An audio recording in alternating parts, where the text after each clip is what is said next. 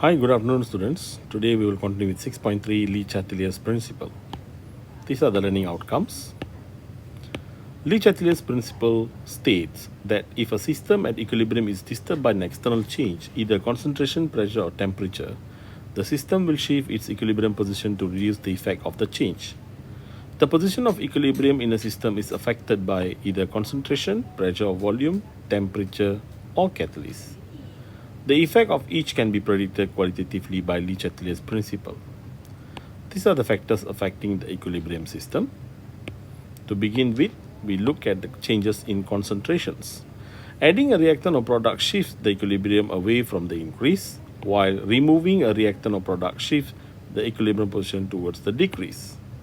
For example, nitrogen gas reacts with hydrogen gas in equilibrium with ammonia gas. The initial equilibrium shows that nitrogen gas, hydrogen gas, and ammonia gas is in equilibrium.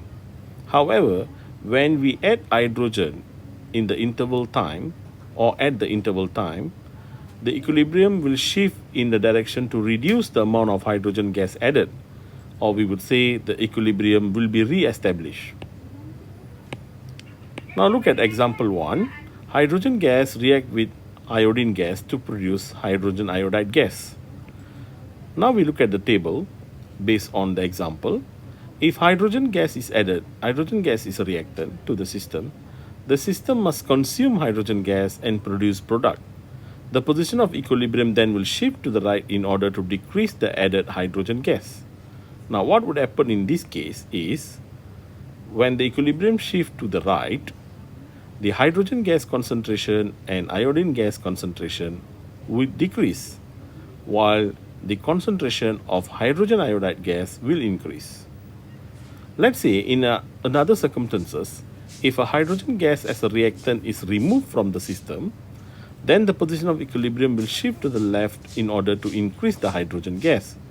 At this point, the concentration of hydrogen iodide gas will decrease, while the concentration of iodine gas and hydrogen gas will increase. Now let's say we take another situation where if HI or hydrogen iodide gas, which is the product in the system, is added externally, the position of equilibrium will shift to left in order to decrease the added hydrogen iodide. In this case, we will find that hydrogen iodide decomposes to produce hydrogen gas and iodine gas, meaning to say concentration of hydrogen gas and iodine gas will increase while concentration of hydrogen iodide gas will decrease. Example, consider the reaction below. We have iron 3 ion and thiocyanide ion, and they react to produce a complex ion. Now the color of iron 3 ion is yellowish, while the complex ion is a blood red. So the question asks us to discuss effect of adding the following substance to the equilibrium. Imagine we are adding iron 3 ion. Now what would happen? At equilibrium, the color of the solution is light blood red. When we add iron 3 ion, the system will reduce the effect of adding concentration of Fe3 plus ion. More Fe3 plus ions react with SCN negative ions. Thus, more products will be formed, and the color intensity of the blood red will increase. The equilibrium position shifts forward.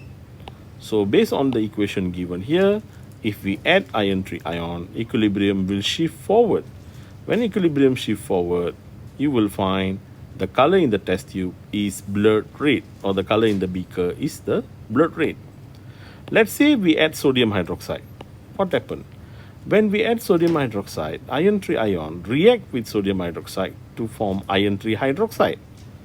Iron 3 hydroxide causes the concentration of Fe3 plus decreases because iron 3 plus will be consumed when it reacts with NaOH. The system then will overcome the change by increasing the concentration of Fe3 plus, meaning to say the reaction will be shifted to the left hand side. The equilibrium will move from right to left, or the equilibrium will shift backward. That means more Fe3 plus ion will be formed if the equilibrium shifts backward. Now, the color in the test tube or beaker will be yellowish.